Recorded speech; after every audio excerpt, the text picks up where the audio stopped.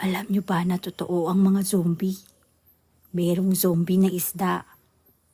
Ang tawag sa kanila, Chinook salmon.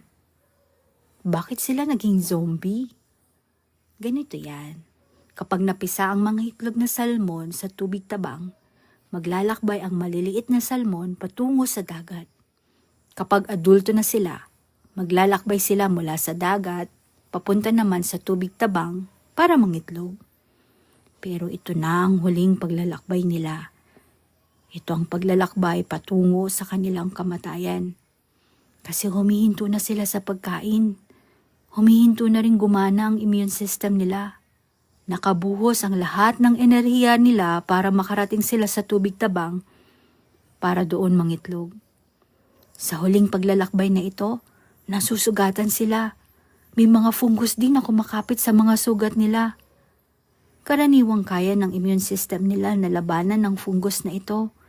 Pero sa panahong itong ayaw ng gumana ng immune system nila, nauubos ang kalamnan nila at parang zombie na lumalangoy, marating lang ang tubig tabang at doon mangitlog. Pagkatapos, mamamatay na sila ng tuluyan. Pero malaking tulong ang pagkaagnas at pagkabulok ng kalamnan nila. Nagiging pagkain ito ng mga nilalang sa tubig. Nakakatulong din ito para dumami ang mga halamang dagat at algae na nagiging pagkain at kanlungan ng mga anak nila. Hindi talaga nakakatakot ang kwento. Kwento ito ng sakripisyo para sa mga itlog at anak ng mga salmon.